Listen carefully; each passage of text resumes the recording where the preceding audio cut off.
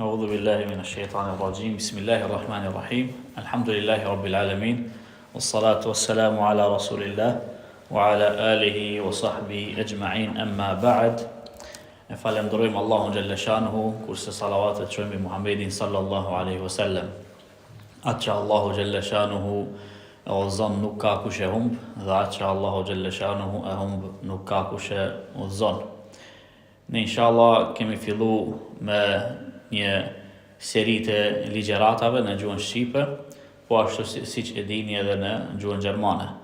Dhe qëllimi është që ata ligjerata që i majmë në gjuhën gjermane, ti në 2 ditë ti majmë edhe në gjuhën shqipe, mirë po ti më përmbledhin domethënë në një ders. Kështu që dersi i radhës është domethënë do të folim për disa çështje. Çështja e parë është një përgëzim për ata që e morin rrugën për me kërku dije. Është një përgëzim për ata që e marrin rrugën për me shku tek xhamia, tek të shtëpia të Allahut dhe me e kujtu Allahun xhalleshanu. Allahu xhalleshanu thot në Kur'an fi buyutin adhina Allahu an turfa'a wa yudhkara fiha ismuhu yusabbihu lahu fiha bil ghuduwi wal asal.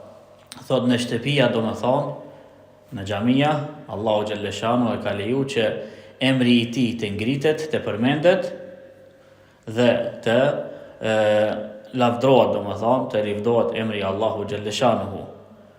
Pastaj thot aty në ata në xhamiat e livdojnë Allahun në sabah dhe në mbrëmje.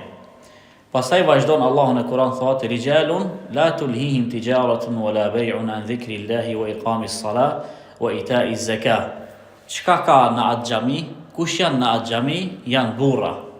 Ne e kemi cek disa herë se ka mashkuj, po ka edhe burra. Allahu këta persona që janë në xhami që e kujtojnë emrin e Allahu xhalleshanuhu janë burra që nuk i gënjen shitblerja, nuk i gënjen domethënë tijareti për ta përmend domethënë emrin e Allahu xhalleshanuhu, për t'i fal namazet dhe për të dhënë zeqat. Pse? Sepse i frigon Allahut, i frigon një ditë, domethënë që zemrat dhe syt domethënë do të ndryshohen, do të rumbullaksohen. Pastaj vazhdon Allahu xhalleshanu thot ata frigohen, mirë po liyajzihum Allahu ahsana ma amilu wa yazidahum min fadli thot. Që Allahu xhalleshanu ti shpërblen me vepra domethënë mira që i ka bë prej mirësisë së tij, pastaj thot wallahu yarzuqu man yasha'u bighayri hisab, dhe Allahu xhalleshanu është ai që furnizon pa bo hesab. Allahu xhalleshanu është ai që furnizon pa bo hesab. Në fillim thot Allahu i livdon ata njerëz që vijnë tek xhamiat për ta përmend emrin e tij, për t'i bërë ibadet.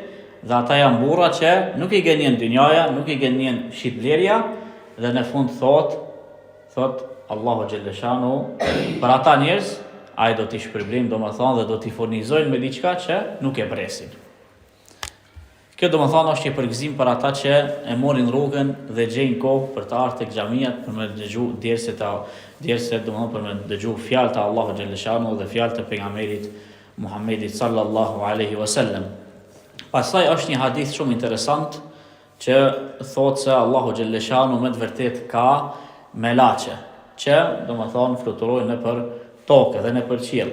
Dhe lypin vetëm grupe njerëzish që e kujtojnë Allahun xhalleshanu.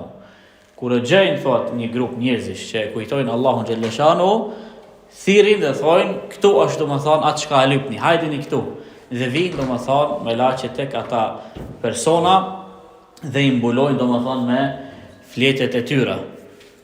Pastaj Allahu xhalleshanu i pyet ata. Thot çka thojnë thot robrit e mi? Çka thojnë robrit e mi?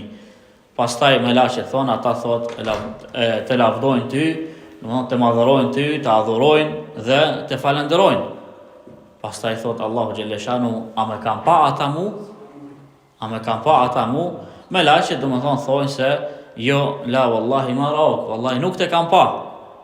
Pastaj thot Allahu xhaleshanu, po si do të ishte ibadeti i tyre nëse do më shihnjen mua. Atëherë thonë melaqet, ata domethënë do të ishin ma aktiv dhe do bojnë domethënë ibadet ma shumë dhe ma shumë do të livdonin dhe ma shumë do të falenderojnin. Pastaj i pyet Allahu melaqet dhe thot, çka më pyesin ata mua? Melaqet thonë ata të pyesin domethënë xhenetin. Pastaj i pyet Allahu, a kam pa xhenetin? Thot, jo. Dhe Allah është më i diqmi, domethënë e din përgjigjen. Thonë, a kam pa xhenetin? Thonë, jo. Po thot, nëse ta shihnin xhenetin, thot, se çka, si do veprojnë? Thot, atë do bëjnë sa më shumë ibadet, atë do të livdonin më shumë, atë do të falenderojnë më shumë. Pastaj i pyet Allahu xhalleshanu dhe thot, nga çka, domethënë kërkojnë strehim, nga çka kërkojnë që ti o Zoti, domethënë që Allahu t'i ruaj. Pastaj thojnë melaqet, ata kërkojnë që t'i ruajnë nga zjarri i xhenemit, dhe Allahu xhalleshanu thot, po nëse ta shihnin ata zjarrin e xhenemit, çka do të bëjnë? Atëra melaqet thonë, ata do të luteshin edhe më shumë, do të mundoheshin domethënë ta lavdojnë Allahun edhe më shumë dhe ta falenderojmë atë. Pastaj thot Allahu xhalleshanuhu, fa ushhidukum anni qad ghafartu lahum, thot. Ju thot ini thot dëshmitar të mi se unë atyre va kam fal domethënë gjinohet. Kështu që duhet ta dim se prezenca dhe pjesëmarrja në kështu mejlise si këta janë arsye me lejen e Allahut që Allahu xhaleshanu neve të na fale. Po ashtu edhe që neve të na përmesin melaqet. Pastaj do një prej melaqeve thot, yaqulu malakun min al-malaikati fihim fulan laysa minhum, thot.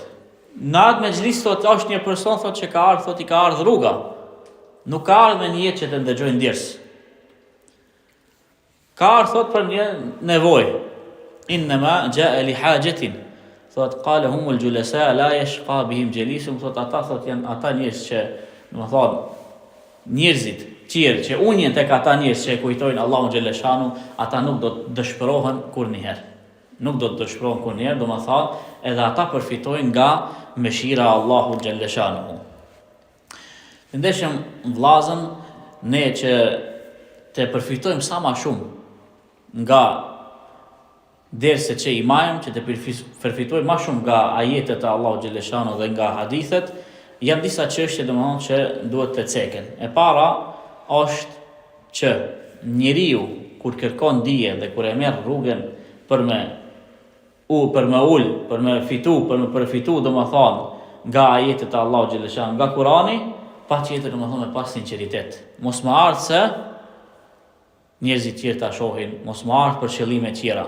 Mirë po më ardh që të ketë sinqeritet dhe të kërkojnë dije për domethënë të jeti sinqert tek kjo vepër, domethënë të kërkojnë vetëm pe Allahu xhaleshanuhu shpërblim. Pastaj janë disa çështje që ndoshta nuk ceken shumë tek rrethet e dijes në gjuhën shqipe. Dhe ata janë se çfarë aspekte dhe çish janë sendet apo çështje që xhamati së bashku me hoxhën duhet ti marrë parasysh kur kërkon dije, kur ulet para hoxhës. Si do të sillet domethënë një njeri kur ulet para hoxhës në mënyrë domethënë më të bukur, në mënyrë më të mirë që të përfitojnë sa më shumë. Dhe këtu i ka domethënë një prej dietarëve të mi, i ka cek disa pika dhe këta gjenden domethënë në gjithë librat ku folet për metodologjinë e kërkimit të dijes e kështu me radhë. Edhe këta janë disa pika domethënë që do t'i cek në përgjithësi. E para është që mësuesi duhet të respektohet dhe duhet domethënë t'i jepet respekt të veçantë. Pastaj kur folet me atë njeri, kur folet me mësuesin, njeri duhet domethënë me pas butësi kur folet. Pika e dytë thotë është që edhe mënyrën kur e parashton një pyetje, mënyra të jetë domethënë me edukat dhe me butësi. Pastaj kur i jepet përgjigja, të ndëgjojnë domethënë ashtu si çka hije. Çështja tjetër është që njeri kur e bën pyetje mësuesin e tij apo hoxhën, nuk do të hyjnë domethënë në diskutime të kota. Nëse ai nuk bindet nga përgjigjja e hoxhës, ka dy opsione, ose domethënë të hesht, ose vazhdojnë domethënë të bëjnë pyetje në mënyrë domethënë të edukuar. Mirë po, të hyjnë në diskutime, kjo domethënë nuk është prej sjelljes së një nxënësi që e kërkon dijen. Pastaj thot që njeri domethënë kur është jashta duke ecur me hoxhën mos me i hec para, apo domethënë mos me fol para hoxhës kur vjen vendi domethënë apo koha që njeri të fol. Po ashtu është që kur jeni në prezencë të hoxhës, mos me kallzu, mos me tregu sa më shumë lajme nga jeta jote, se koha me hoxhën është domethënë në shumë raste e kufizuar. Edhe njeriu i mençur në këtë moment çka bën? E pyet hoxhën, parashtron pyetje, merr këshilla edhe nuk tregon domethënë nga jeta e vete në përgjithësi. Pastaj çështja tjera është që njeriu kur ka një pyetje, edhe hoxha nuk ta jep përgjigjen. Mos me ju ngulit domethënë me e pyet prap përgjigjen, ama përgjigjen. Mundohet një herë, dy herë, nëse e sheh se hoxha nuk ta jep përgjigjen, atëherë domethënë njeri ndalohet. Këta janë pika domethënë që ceken tek librat se si njeri mund domethënë me kriju një marrëdhënie të mirë ndërmes nxënësin e domethënë e dijes, atë që e kërkon dijen dhe ndërmes domethënë mësuesit dhe hoxhët. Pastaj është një pikë tjetër që thot mos me e thirr atë me emrin e vet. Siç e ka emrin. Mirë po, o hoxho, o mësues i nderuar, e kështu me radhë, domethënë siç ka në çdo gjuhë, çish e ka domethënë në gjuhën tonë. Një përjashtim vogël e kemi këtë. E kemi vërstekun ton Besari, si do qoftë. Këta janë çështje të përgjithshme edhe kanë lidhje të bojnë jo me personin tim, mirë po kanë lidhje të bojnë me ibadet, respektin e një mësimdhënësi. Prej çështjeve të ndershëm xhamat është që nuk thirret domethënë nëse e sheh larg në një rrugë larg, nuk e thirr, filan, nuk e ngrit zarin duke e thirr atë njeri. Mirë po nëse ka nevojë i afrohesh atij. Pastaj kur je domethënë në një mexhlis të atij, do të më kanë mexhlis i respektuar. Duhet mos me lujt, duhet mos me hub koncentrimin e kështu me radhë. Duhet domethënë mos më u kthy në anën e gjajt, në anën e majt me këshyr, domethënë poshtë nalt, mirë po me kanë krejt koncentrimin me jadhan mësuesit. Pastaj thot që njeriu ndodh për shembull se ka desi është i mërzitshëm. Ndodh se desi domethënë nuk është i dobishëm për ty. Në të njëjtën kohë ti do të mos më harru se je në një kohë të ibadetit, në një kohë ku caktohet, ku përmendet emri i Allahut dhe ku përmendet domethënë hadithet e pejgamberit sallallahu alaihi wasallam. Dhe në këtë rast ti edhe nëse nuk e ke domethënë, nëse nuk gjen dobinë të, duhet megjithatë të kallëzosh se përfiton domethënë nga dersi i hoxhës. Do të domethënë të tregosh se të duket interesant e jo domethënë me hap gojën apo me mshël syt sikur të flihet e kështu me radhë. Këta domethënë janë çështje që ja hupin motivimin dhe është që janë sende domethënë mos respekti ndaj hoxhës. Pastaj janë edhe disa çështje tjera. Nuk është domethënë mirë me e pyet hoxhën me e pravu sa dije ka. Nuk është domethënë e pëlqyeshme që me bo domethënë pyetje me e kap hoxhën ngushtë edhe mos me domethënë që ai mos me pas mundësi me dhënë përgjigje. Edhe kështu e kemi një rast domethënë që hoxha i ka tregu disa hadithe të pejgamberit sallallahu alaihi wasallam. E pyesin hoxha kush e transmeton ky, kush e transmeton atë, kush e transmeton ky dhe pastaj ai dikton se këta duan me ngushtu hoxhën. Edhe hoxha i thot mos dukem se un jam Imam el-Bukhari këtu me të kallzu kush i transmeton këtë sendet, kupton? Qëllimi është që mos me e qit domethënë në pozitë të keqe. Pastaj të ndeshim xhamat prej sjelljes së mirë është që njeriu kur nëse ka nevojë me dal nga mexhlisi i dersit, me marr leje domethënë, a mundem me dal, qoftë domethënë me fjalë apo edhe me isharet. Janë domethënë edhe disa çështje tjera që njeriu mundet me i cek në lidhje me sjelljen e cekem se domethënë kur jeni në mexhlis mos me kanë shkaktar që motivimi i hoxhës t'i hupet duke marrë ders në çfarë do lloj domethënë lëvizje apo në çfarë do lloj fjalësh apo veprash që i bën. Po ashtu preferohet që kur hoxha domethënë ma ders, kur ka ders xhami, që xhamati të afrohet dhe të ulet para hoxhës. Nuk është domethënë e preferuar që domethënë një njeri me ul aq lart, tjetri me shtetet ka, tjetri ka, domethënë mexhlisi është i dajt. Kjo domethënë nuk është prej dukurive të mira, edhe kështu nuk e kemi mësuar domethënë tek hoxhallarët tonë.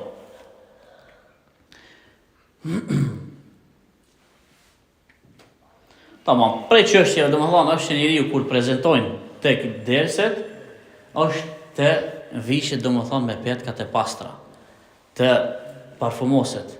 Imam Maliku rahimahullah kur ka pas domethënë derse, ai përherë i ka marrë teshat më të mira, përherë domethënë e ka bë dhomën me bahur, me erë të mirë, edhe veta parfumos. Domethënë këta janë vepra që Imam Maliku i ka bë. Po ashtu nuk e ka pëlqyer që njerëzit ta pyesin atë duke qenë në kam.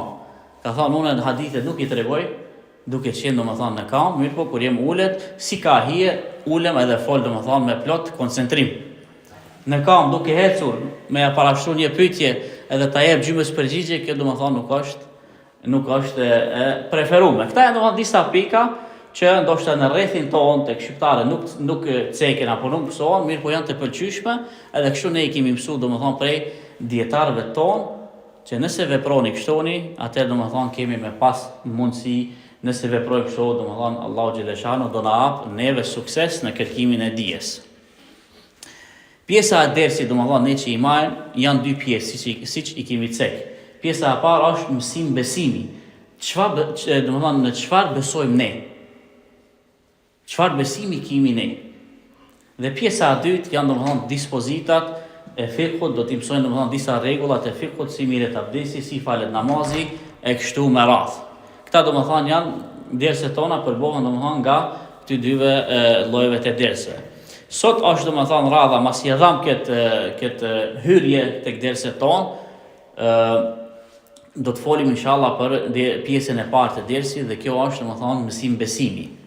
Në gjuhën arabe mësim besimi e ka emrin el-aqide. Në çfarë besojmë ne? Akidja e një muslimani, akidja e një besimtari. Akidja është shumë e rëndësishme për muslimanin. Nëse akidja është e pastër, është në rregull, është e bazuar në argumente të Kuranit dhe Sunetit, atëherë edhe veprat domethënë do të jenë të sakta, do të jenë të mira dhe do të jenë domethënë të pranuara tek Allahu xhaleshano. Nëse akidja është e dëmtuar, është me defekte, me viruse, atëherë edhe veprat nuk do të dalin domethënë ashtu siç duhet dhe ndoshta edhe rrezikon njëri që veprat domethënë të jenë të papranueshme tek Allahu xhaleshano. Aleikum selam. Prej sendeve domethënë që do të më cek se dersi domethënë prej çështjeve që preferohet është që njëri domethënë të prezantojnë në ders kur fillon dersi domethënë pynklish, vaket. Tamam. Të ndershëm xhamat, akidja e pastër, secili prej jush do të ka ndëgjuar Ahlus Sunna wal Jamaa, janë disa fjalë, disa terme domethënë që nëse si ka ndëgjuar secili, do t'i mësojmë inshallah me kohën. Prej aty është domethënë Ahlus Sunna wal Jamaa dhe besimi i tyre, ajo është domethënë besimi i saktë, besimi i xhamatit.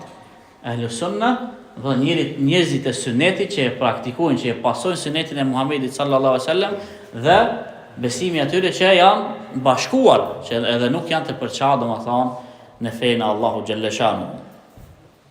Bazat e fejes, apo në sendet tona domethënë ne që besojmë janë bazat e imanit. Ata domethënë janë siç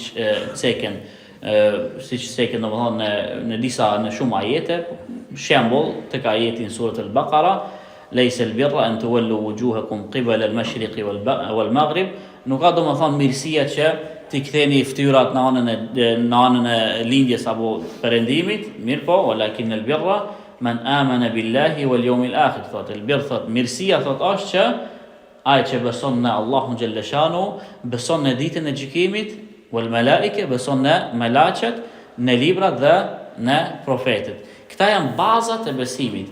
Nga këta çështje rrjedhin domethënë pika tjera që kanë të bëjnë me besimin ton. Besimi tek Allahu xhalleshanu është domethënë baza e parë, dhe këtu rrjedhi shumë mesele që ne do t'i dim për me pas domethënë besimin e fortë, akiden e pastër, që edhe veprat tona domethënë të pranohen.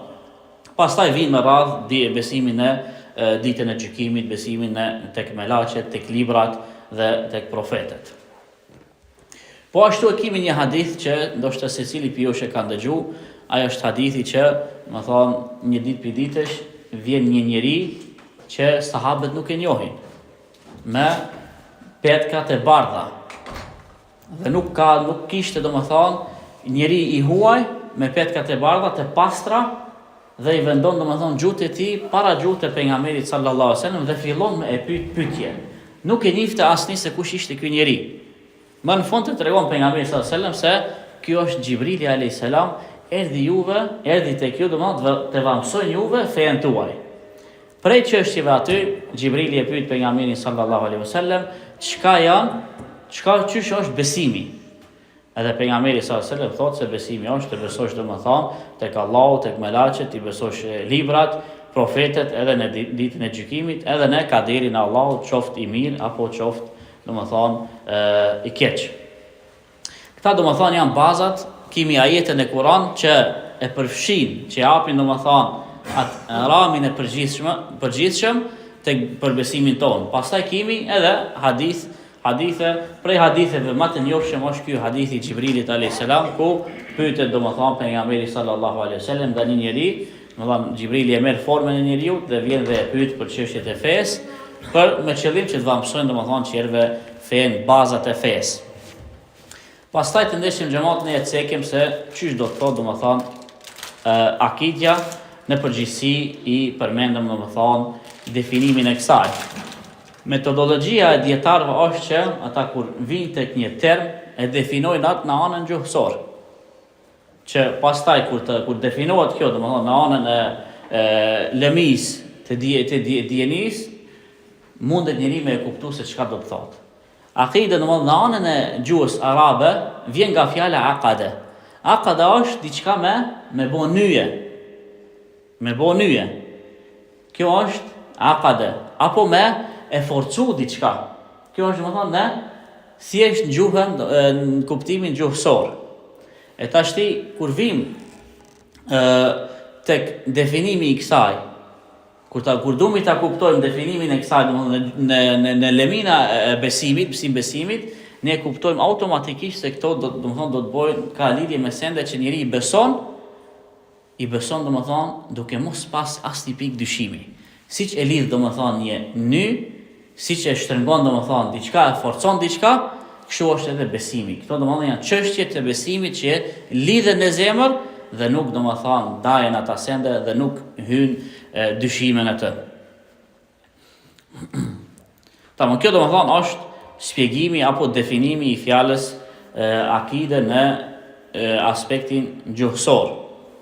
Akidja një besimtarit të ndeshëm xhamat është besimi ndaj në fen islame. Besimi i grupës domethënë i pjesëtarëve të sunetit dhe ehlu sunna wal jamaa. Ata domethënë besojnë në bazat e fesë islame, që i cekë më para domethënë që të besosh në Allahun, në imanin e kështu me radhë në librat e Allahut, në ditën e gjykimit, në melaqet edhe në profetet. Këta domethënë janë çështjet definimi i akides në anën e lemis të akides apo në çështjen e përgjithshme tek besimi i besimtarëve.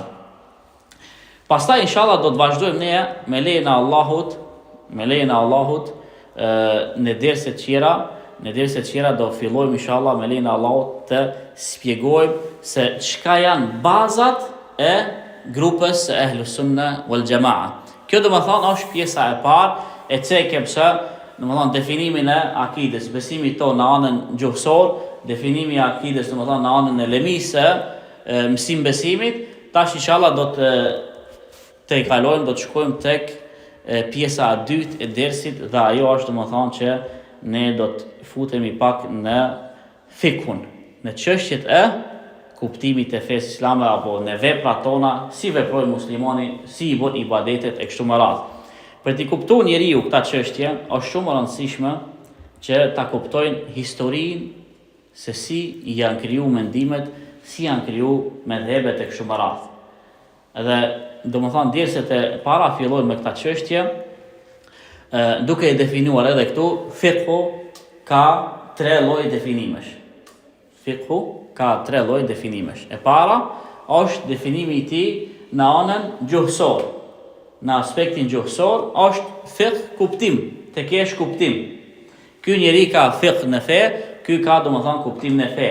Edhe kështu vim në definimin e fjalës fikh në aspektin fetar.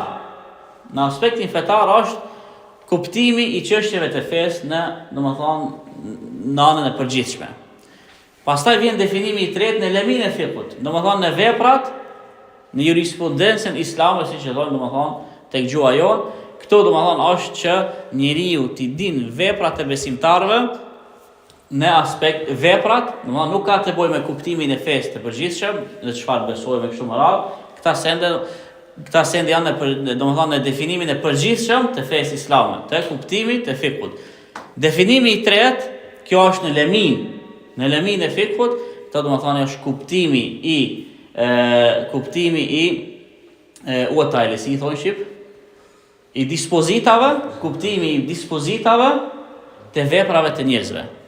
Çdo vepër i njeriu ka dispozit. Është halal, është haram, është mubah, domethënë as nuk shpërblesh, as nuk dënohesh, është sunet, është mirë me e bo, dhe është mekruh, është e papëlqyeshme. Çdo vepër e njeriu domethënë dahet në këta 5 kategori, Kjo domethënë është definimi i fikhut në aspektin e lemisë e jurisprudencës islame. Pastaj të ndeshëm xhamat, padyshim se çështjet e fikhut janë pyetjet që një njeri më shumë domethënë i vijnë.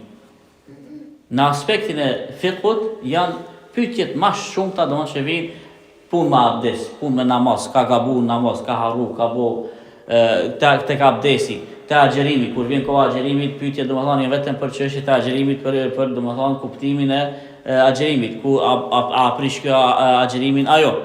Kur vjen koha haxhit, janë kretë domethënë sendet e lidhur me meselet e haxhit. Kur vjen koha domethënë për zeqatin, edhe këtu lidhen sendet domethënë pyetjet kretë me meselet e zeqatit. Domethënë shumica e pyetjeve të njerëzve janë të lidhme me veprat, me dispozitat e veprave që i bojnë domethënë njerëzit.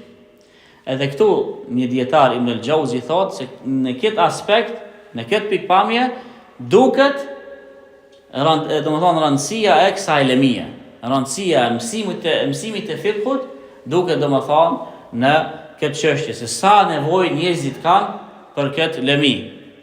Për shkencat e hadithit pakica kanë nevojë. Për shkencat e tefsirit pakica kanë nevojë, vetëm dietarët. Për shkencat e gjuhës arabe asnjë nuk ka nevojë për jush. Mirë po për shkencat apo për njohurinë e fikh, secili për nesh ka nevojë. Ka mesele që secili prej nesh është i obligueshëm ti din ata. Ka çështje që secili prej nesh është i obliguar ti din ata. Siç për shembull abdesi, namazi. Kur vjen koha agjerimit, dispozita, çka aprishin agjerimin? Çka aprishin domethënë agjerimin? Këtu je i obliguar ti që ti mësosh këta mesele para se të fillosh me ibadet. Kjo është obligim për secilin.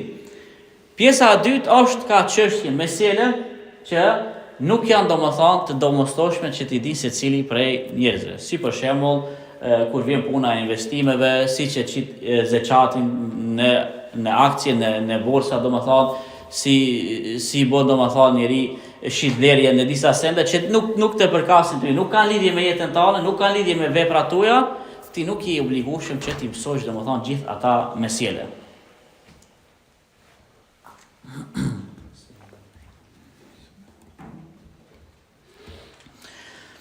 Tashti parashtrohet pyetja se si u kriju fiqhu, jurisprudenca islame, si u zhvillua. Kjo është domethënë pyetja që ne tash domethënë në përgjithësi do ta cekim. Këtu ka 4 faza, 4 kohë se si u zhvillu domethënë fiqhu apo si u zhvillu jurisprudenca islame. Faza e parë është faza ku Muhamedi sallallahu alaihi wasallam jetonte. Faza prej atë ditë që e mor shpalljen e parë deri në ditën e vdekjes së pejgamberit sallallahu alaihi wasallam. Kjo është faza e legjislacionit, domethënë faza ku ligjet i pëshin, ku shpallja ishte e hapur, vazhdonte domethënë shpallja. Me vdekjen e pejgamberit sallallahu alaihi wasallam aty u ndërprer shpallja. Kjo domethënë është faza e parë, periudha e parë domethënë të fiqhut. Pastaj vjen periudha e dytë. Kjo periudhë është periudha mas vdekjes së pejgamberit sallallahu alaihi wasallam dhe deri domethënë para se krijohen medhebet, para se krijohen domethënë metodologjia të ndryshme se si nxirren dispozitat. Metodologjia domethënë ka metoda të ndryshme dhe këta janë domethënë arsyet se mezhebet janë krijuar, kanë dalë domethënë mejdan, janë mënyra se si domethënë dietarët i kanë kuptuar ajetet dhe hadithet e pejgamberit sallallahu alaihi wasallam. Kjo periudhë, para kësaj periudhe, e kemi domethënë prej vdekjes së pejgamberit sallallahu alaihi wasallam deri në vitin parafërsisht 100, deri në vitin 100 mas domethënë hijrit. Periudha e tretë dhe kjo periudha më e gjatë është prej asaj kohë ku filluan medhebet të zhvillohen, të krijohen deri në kohën domethënë parafërsisht 1300 mas hijrit. Në këtë kohë domethënë ka ndodhur zhvillimi i medhebeve. Nuk është se medhebet domethënë janë krijuar në një ditë apo në një vit, mirë po dietarët ka pas mexhlise të shumta, kanë dhënë mendime, kanë dhënë fetvaje kështu me radhë, nxënësit e tyre i kanë përbledh ata në shkrime, pastaj i kanë kategorizuar dhe kështu i kanë mësuar tjerëve dhe kështu me radhë domethënë me shekuj medhebet janë krijuar. Nuk kanë ekzistuar domethënë prej ditës së parë apo domethënë prej në të njëjtën kohë ku edhe kanë filluar domethënë imamët të japin mendimet. Mirë po medhebet janë proces domethënë që kanë marrë me shekuj edhe me vite të gjata. Pastaj domethënë dietarët e caktojnë faza e katërt, kjo është faza jonë domethënë tash ne ku jetojmë, viti domethënë 1300 mas hijrit deri në kohën e sotme. Pse kjo kohë veçohet? Kjo kohë veçohet se deri domethënë në kohën e globalizmit, deri në kohën që janë bërë zbulime të mëdha, meselet e fiqhut janë kanë shumë të përngjashme. Mirë po kur kanë ardhur çështjet e reja të shumta, domethënë edhe fiqhu ka filluar më u zhvillu, domethënë edhe më shumë. Mendimet, medhebet kanë filluar më u zhvillu edhe më shumë, edhe dietarët kanë filluar edhe me i kërku përgjigjet e meseleve të sotshme jashtë medhebeve. Pse? Se nuk kanë pas përgjigje për çdo çështje, sidomos në kohën e sotshme që ka domethënë lloj-lloj mesele që nuk kanë ekzistuar dhe nuk janë përmend në kohët e mëparshme.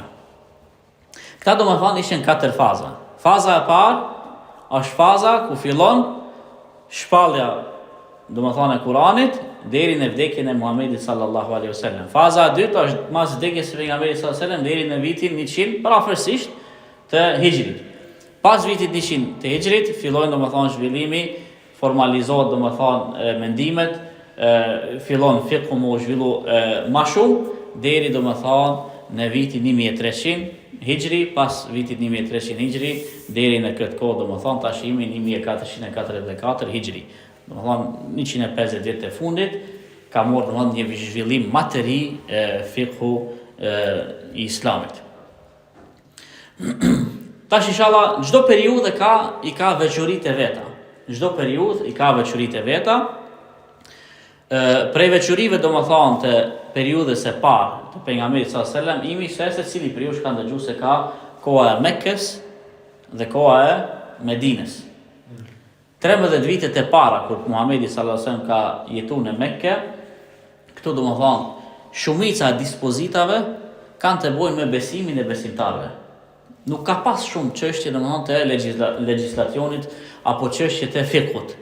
Shumica e sendeve ka pas lidhje, domethënë ka pas të bëjnë me besimin e besimtarëve. Mirë, po në të njëjtën kohë ka pas edhe ligje, ka pas sende që janë shpallë në kohën e Mekkës, pastaj besimtarët kur shkojnë, kur e bojnë hijretin në Medinë, atëherë fillon domethënë formohet shteti Islam, edhe aty ka pas domethënë nevojë të mëdha që të kenë edhe ligje tjera, edhe kështu me radhë vinë domethënë me radhë vinë bëhet obligim namazi, pastaj Ramazani, Zeqati, kështu me radhë edhe haxhi. Këta domethënë vinë shumica këtyre dispozitave dhe veprave ibadeteve kanë ardhur në kohën ku Muhamedi sallallahu alaihi wasallam ka jetuar në Medinë. Pastaj të ndershëm xhamat, bazat se çdo send njeri kur i merr ligjet, dispozitat, ka baza.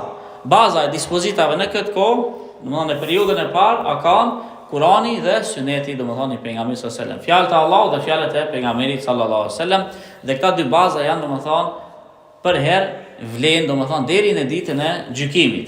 Baza e parë është Kurani, dhe tek Kurani domethënë njeri gjen ajete që Allahu xhelleshanu vet fillon dhe i jep domethënë dispozitat. Po ka edhe ajete që e kanë pyet pejgamberin sallallahu alaihi wasallam, siç e kanë pyet për alkoolin. Thotë se ju të pyesin domethënë për alkoolin edhe për bigjozin. Edhe pastaj Allahu xhelleshanu vazhdon dhe e jep përgjigjen e kësaj.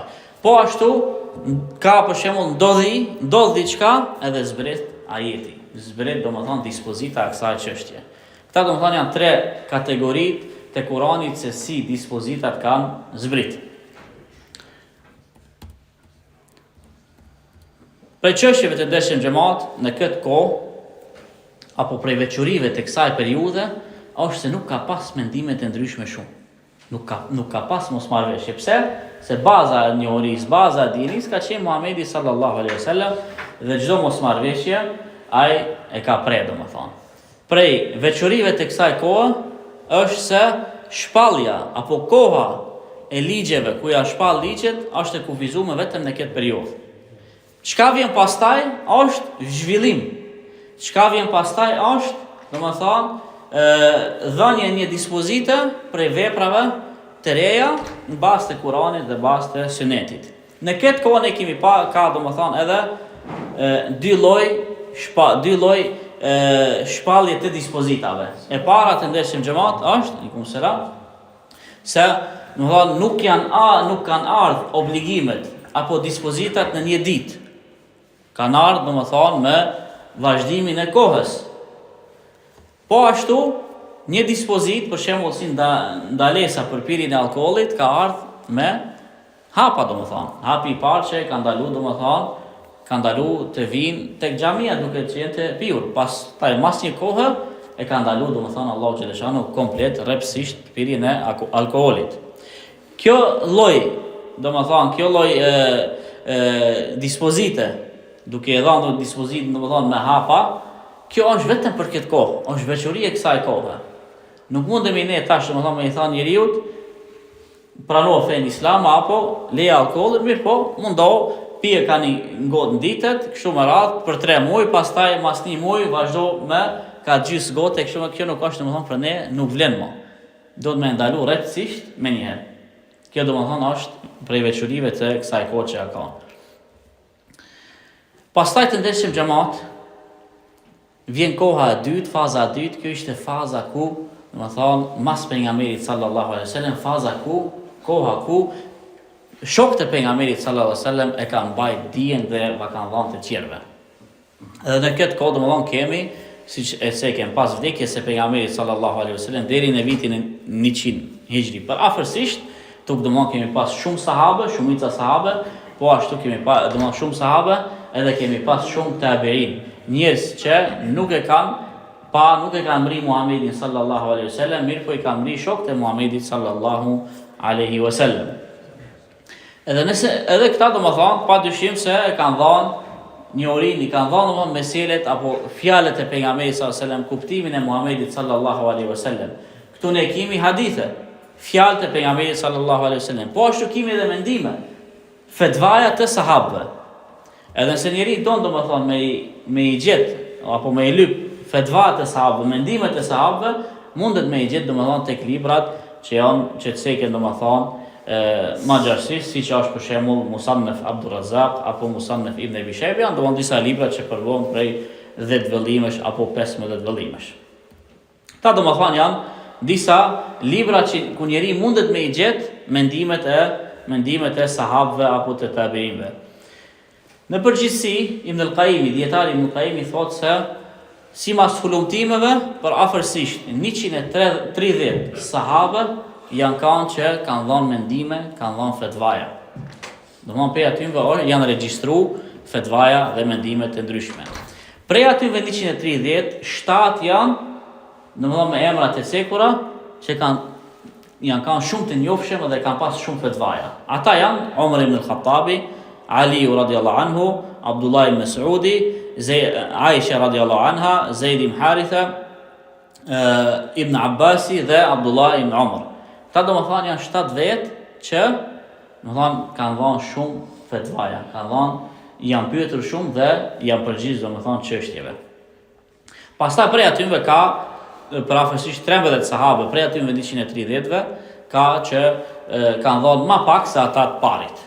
Ata janë Abu Bekri, Uthmani, Enesi, Abu Sa'id al-Khudri, Abu Huraira, Abdullah ibn Umar, Abdullah ibn Zubair, Abu Musa al-Ash'ari, Jabir, Muadh, Sa'd ibn Abi Waqqas, edhe Salman al-Farisi. Këta janë 13 sahabë që kanë dhënë fatva dhe kanë qenë prej dietarëve të sahabëve dhe kanë dhënë dijen fëmijëve të tu, domethënë të tyre.